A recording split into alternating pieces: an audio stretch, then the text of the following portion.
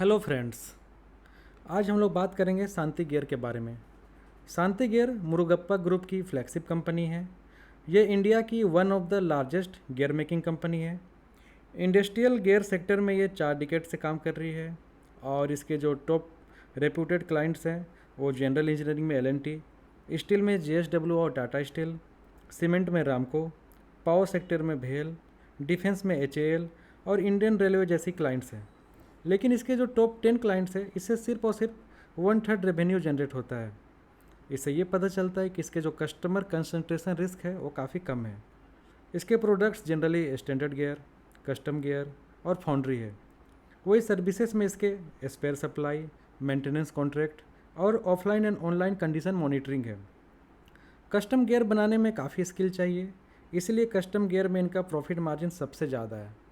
वैसे तो इसके बहुत सारे प्रोडक्ट्स हैं, बहुत डाइवर्सिफाइड है, लेकिन प्रोडक्ट्स की मेनली बात करें जिससे रेवेन्यू जनरेट होता है तो उसमें वो है बिबल गियर जिससे 25% रेवेन्यू आती है और दूसरा है गियर मोटर जिससे 25% की रेवेन्यू आती है। कंपनी की ओवरऑल बात करें तो टोटल 6 यूनिट है और इसके 600 से ज़्यादा हाईली स्किल्ड एम्प्लॉई है जो काफ़ी कम्प्लेक्स एंड कस्टम गियर बनाने में कैपेबल है। वही पूरे इंडिया में इसके टोटल 15 ऑफिसेस है और 50 से ज़्यादा सेल्स पॉइंट है।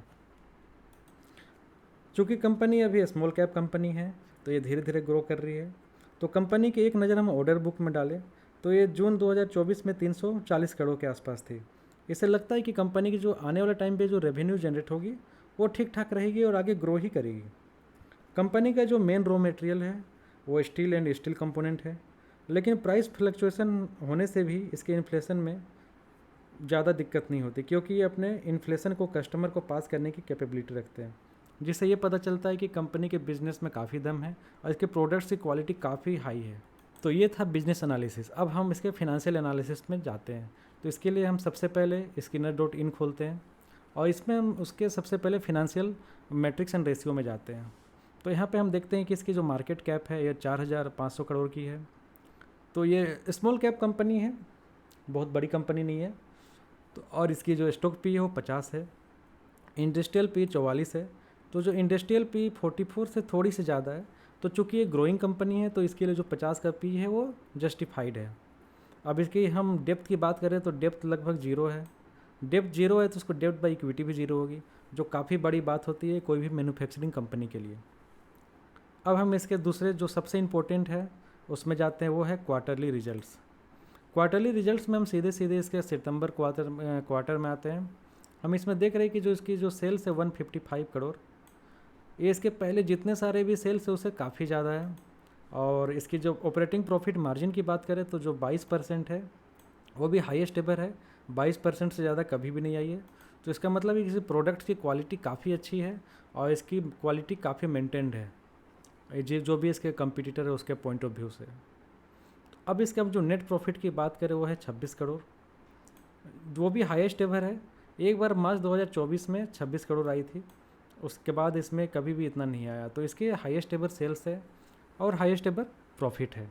तो क्वार्टरली रिजल्ट्स अगर काफ़ी अच्छे हो, हाईएस्ट एवर हो, तो हम लोग ये बोल सकते हैं कि शेयर प्राइस में पॉजिटिव मोमेंटम आ सकती है। अब हम इसके एनुअल रिजल्ट पे आते हैं। तो एनुअल रिजल्ट में हम देखते हैं इसके मार्च 2024 में 536 करोड़ है, जो कि हाईएस्ट एवर सेल्स है। और इसकी जो प्रॉफिट है, नेट प्रॉफिट, वो 82 है, ये भी हाईएस्ट एवर है। अब हम इसके ट्रेलिंग 12 मंथ में देखें तो इसकी सेल्स 573 करोड़ है और इसकी नेट प्रॉफिट 90 है।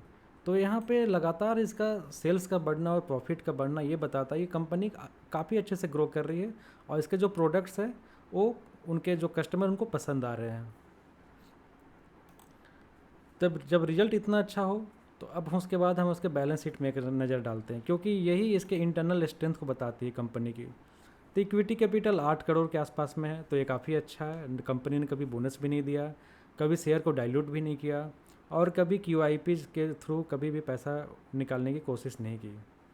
अब हम रिजर्व्स में जाएँ तो रिजर्व्स में देख रहे हैं हम कि लगातार इसके रिजर्व्स ग्रो कर रहे हैं। तो इसका मतलब इसमें प्रॉफिट काफ़ी अच्छी खासी है और इसमें चूँकि कोई बोरोइंग नहीं है तो इसके रिजर्व्स लगातार बढ़ेंगे ही।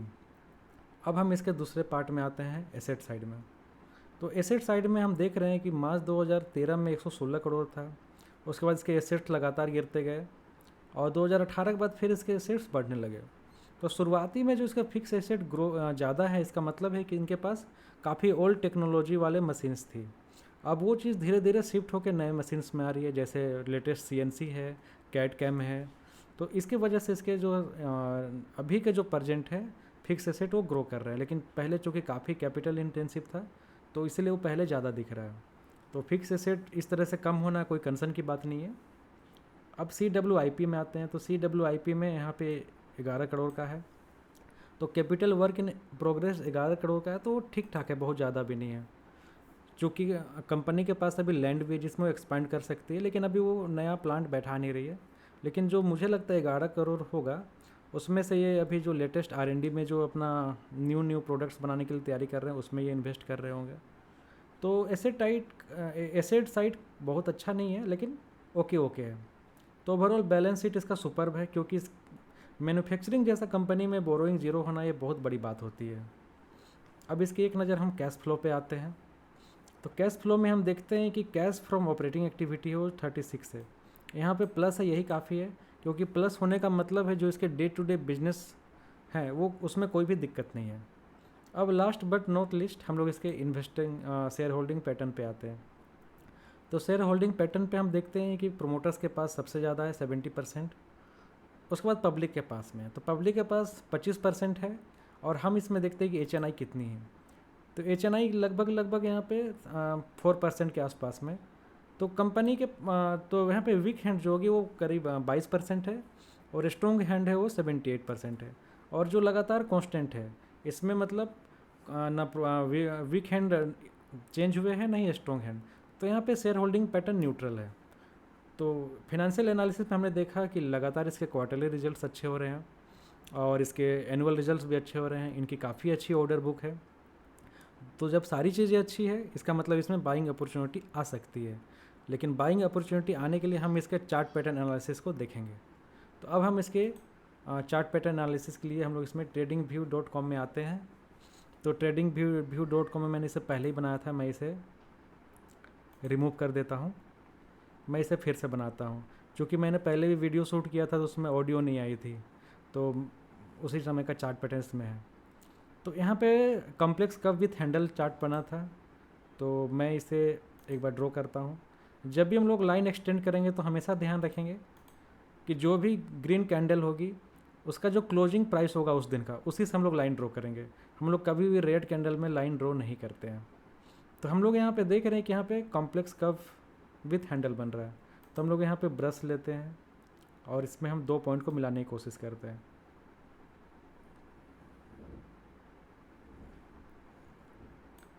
ड्राइंग प्रैक्टिस से आती है और ये बार बार करने से ही होगा। और कभी भी एग्जिट प्लान जो होगी वो एक जैसे नहीं होगी, क्योंकि डिपेंड करता है कि आपने कैसा कप बनाया है। तो यहाँ पे एक कप है, 2 हैंडल है, और हम लोग यहाँ पे देख सकते हैं जब पहला कप जब ऊपर जा रहा था तो यहीं पे उसने यहाँ पे ब्रेकआउट कन्फर्मेशन दिया था। ब्रेकआउट कन्फर्मेशन तब होता है जब ग्रीन कैंडल लगातार 2 बार, मतलब 2 दिन का ग्रीन कैंडल जो है वो रेजिस्टेंस के ऊपर में सस्टेन करे। तो यहाँ पे ये ब्रेकआउट कंफर्म किया था, लेकिन ये टिकी नहीं, क्योंकि यहाँ पे जो पहले से जो फंसे हुए लोग हैं उन्होंने यहाँ पे माल डंप किया होगा और मोमेंटम काफ़ी तेज़ नहीं रही होगी।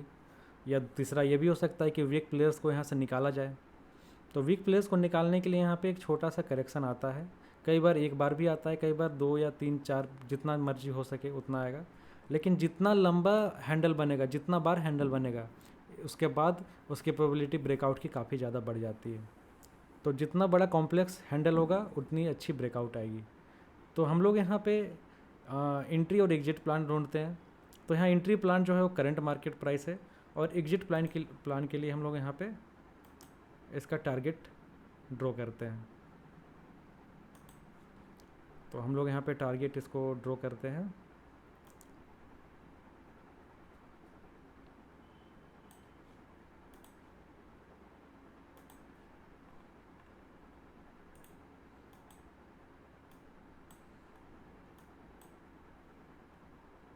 तो इसका जो एग्जिट पॉइंट है वो 736 है। तो अब हम देखते हैं इसका पोटेंशियल गेन कितना है। तो यहाँ पे पोटेंशियल गेन यहाँ पे 24% के आ रहा है, 24% के आसपास है। तो ये जो 24% है उसके पीछे इसका बिजनेस है, बिजनेस काफ़ी स्ट्रॉन्ग है, फिनेंशियल एनालिसिस काफ़ी अच्छा है। और यहाँ पैटर्न, जो चार्ट पैटर्न एनालिसिस है, यहाँ से भी ये दिख रहा है कि इसका जो कव कॉम्प्लेक्स कव विथ हैंडल है, इसका जब हम एग्जिट पॉइंट निकालते हैं वो भी 736 आ रहा है। तो सारे पॉइंट ऑफ व्यू से ये इसको सपोर्ट करते हैं।